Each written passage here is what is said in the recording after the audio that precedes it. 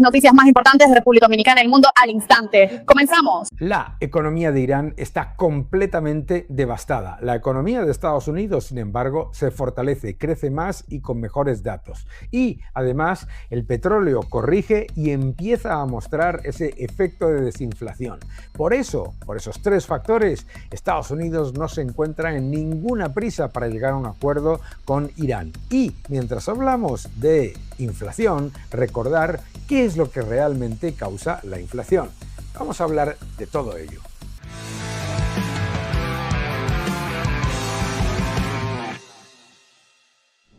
La estimación del Producto Interior Bruto, lo que se llama el GDP Now de la Reserva Federal de Atlanta para el segundo trimestre de 2026 para la economía estadounidense, muestra que lo que se espera es un crecimiento real anualizado del PIB del 3%, muy superior a lo que decía cualquiera de los análisis de los últimos años. Y esto es importante por varias razones.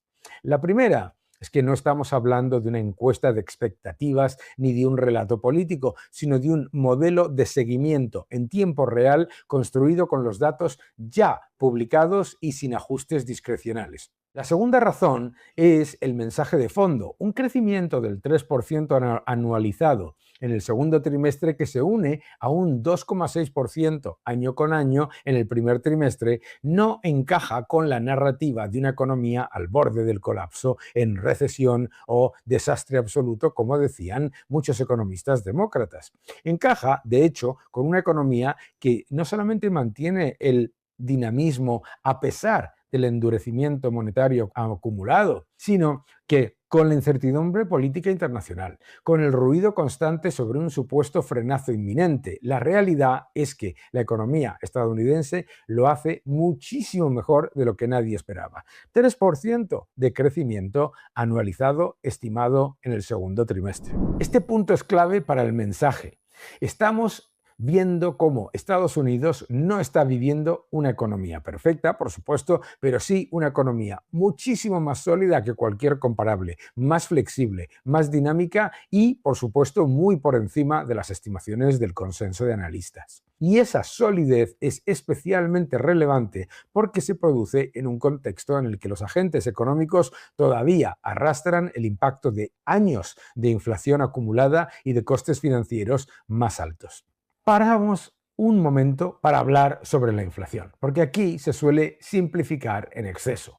El índice de precios de consumo de Estados Unidos ha subido un 3,8% interanual en abril de 2026, avanzando un 0,6% mensual. Bien.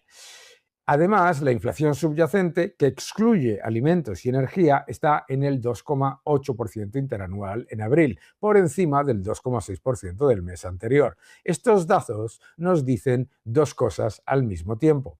La primera es que todavía existe cierta presión en precios y que la convergencia completa no está cerrada. Pero la segunda y más importante es que precisamente por eso, intelectualmente muy pobre es ese afán de atribuir toda la inflación al petróleo, a los aranceles, porque incluso excluyendo energía y alimentos, la inflación subyacente está mostrando que ninguno de esos analistas que decían que la inflación se iba a ir a niveles superiores a los de 2001 y 2021 por los aranceles, por la guerra, etcétera, ninguno ha tenido razón. Cuando la inflación se mantiene persistente más allá del shock energético y aparece también en servicios, alquileres, componentes subyacentes y activos financieros, lo que vemos es el fenómeno monetario acumulado por años y años de exceso de liquidez. Y esto es mucho más profundo. La realidad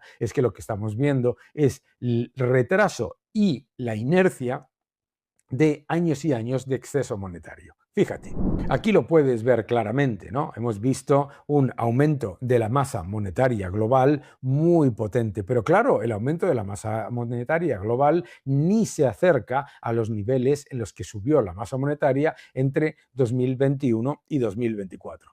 Y lo que podemos ver tanto en los datos macroeconómicos a corto plazo como en los datos de empleo es muy importante. es que Estados Unidos sigue mostrando una fortaleza y vemos cómo los salarios crecen más que la inflación, que es muy importante, y a la vez vemos cómo el consumo, el crecimiento y la inversión se mantienen fuertes, como comentábamos hace un momento, con estimaciones de crecimiento del 3%. Esto es una economía mucho más sólida y mucho menos expuesta al precio del petróleo porque es el mayor productor de petróleo y de gas del mundo. Y vamos a hablar ahora del crudo, porque aquí hay una noticia potencialmente positiva para los consumidores estadounidenses. Los precios del petróleo se mantienen por debajo de los $94 el barril y la tendencia de los últimos 10 días ha sido claramente a la baja. Por supuesto, hay momentos en los que hay cierto nivel de nerviosismo, pero los precios del petróleo no están en la tendencia de alza de 120, 150, 200, como decían algunos analistas. Y ese punto es relevante porque introduce una idea importante de transición. No se trata de negar que ha habido una tensión petrolera, eso es ridículo. Se trata de entender que la propia Agencia Energética estadounidense proyecta una moderación muy rápida a medida que se modera la parte de la oferta. Y como el crudo ya está moderándose por debajo de los niveles que estimaba la Agencia Internacional de la Energía, el dato es todavía más positivo. Por lo tanto, anticipa un alivio en la gasolina con el desfase habitual de transmisión al consumidor. El mensaje correcto no es la gasolina ya se ha desplomado, porque eso no lo dicen los datos actuales. El mensaje correcto es más serio y más útil. La moderación esperada del petróleo abre la puerta a una bajada de la gasolina en los próximos meses, lo cual alivia rápidamente la presión sobre los hogares, transportes y costes operativos. Y todo esto tiene una derivada política y académica muy interesante, que es que los académicos, los analistas, se han equivocado de medio a medio. Si la gasolina baja por una normalización del petróleo, muchos intentarán venderlo como prueba de que la inflación era puramente energética, pero eso sería confundir una corrección con un comportamiento más causal de la inflación general. La inflación no la causa ni las cadenas de suministro, ni el petróleo, ni los aranceles. La inflación la causan los gobiernos gastando muy por encima de sus posibilidades, enormes déficits, enorme nivel de deuda que es emisión monetaria y, por lo tanto, traspasando a los consumidores, como se hizo durante la época de Biden, ese enorme destrozo monetario con menor poder adquisitivo de la moneda. La guerra, los precios del petróleo, las cadenas de suministro, etcétera, pueden hacer cambios en los precios individuales a corto plazo, pero no suben los precios agregados, mantienen esa subida y continúan subiéndola. Recuerda siempre que cuando un gobierno te dice que va a reducir la inflación gastando mucho más, te está engañando. Es muy sencillo.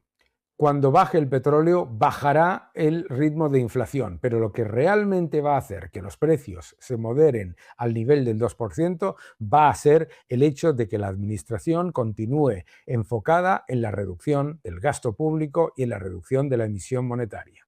Pues bien, hemos visto cómo la inflación ha subido, pero no se ha ido a los niveles de desastre que decían algunos. Hemos visto cómo el petróleo empieza a moderarse y cómo en el mundo del petróleo ya hay evidencia de que se está relajando el problema de oferta. Estados Unidos es el mayor exportador global de crudo y de gas natural, y hemos visto cómo la economía estadounidense está creciendo mucho más rápido y con mejores datos de lo que estimaba mucha gente. Vamos a recordar todo eso.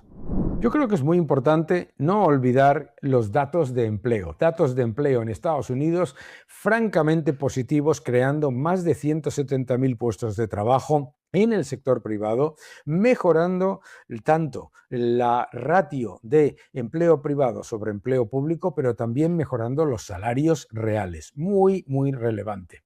Y en esta tabla que vemos de indicadores más adelantados, vemos cómo el sector manufacturero de Estados Unidos, como el sector servicios, como todo lo que tiene que ver con las estimaciones a medio plazo de los gestores de compras, etcétera, lo que muestran es crecimiento y expansión. Expansión en todos los agregados, muy buena cifra de pedidos industriales, muy buenas cifras en el sector manufacturero y claramente un crecimiento que se estima que se mueva en el 3% para el segundo trimestre a nivel anualizado. Y mientras otros países disparan la cantidad de dinero, Vemos como en Estados Unidos el gobierno ha sido muy prudente en cuanto a aumentar el gasto público.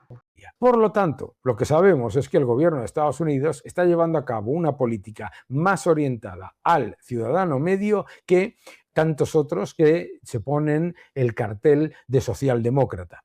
La reducción del gasto público, la reducción del empleo público, el fortalecimiento del sector privado y a la vez mantener un crecimiento de la masa monetaria que no ahoga al crédito, pero tampoco dispara brutalmente los precios, han hecho que los datos de inflación en Estados Unidos hayan sido una sorpresa positiva y por lo tanto el mercado ya no teme grandes subidas de tipos por parte de la Reserva Federal.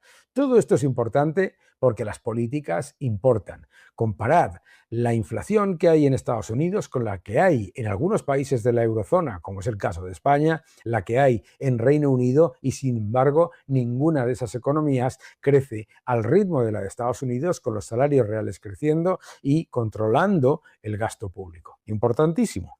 Me gustaría cerrar este bloque de noticias económicas con algo que me parece esencial, que es entender por qué Estados Unidos no tiene ningún tipo de urgencia a la hora de cerrar una negociación con Estados Unidos. El propio Banco Central de Irán dice que la inflación está a niveles de la Segunda Guerra Mundial, con una inflación en el mes de abril que se mueve en el 77,2%, igual en mayo 77,2% y, por supuesto, esto es muy importante, una inflación en los bienes y servicios más importantes como medicinas, taxis, tabaco, comunicación, comida, etcétera, del 113,8%. El rial de Irán, aquí lo podemos ver, ya está completamente demolido. La moneda iraní cotiza a 1,7 millones por cada dólar, 1,7 millones de riales por dólar. La fuga de capitales en Irán se ha multiplicado por 4,5 en 5 años. Los niveles de fuga de capitales de Irán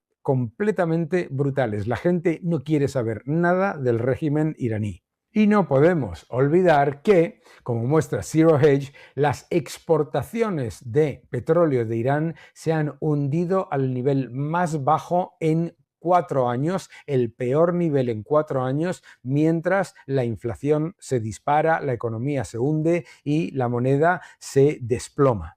Como explico en X, Irán intentó cerrar Hormuz para todo el mundo excepto para ellos mismos y además prohibió Internet. Eso no mostró fortaleza, lo que ha mostrado es debilidad total. Por eso Estados Unidos no tiene ningún tipo de urgencia a la hora de cerrar un acuerdo.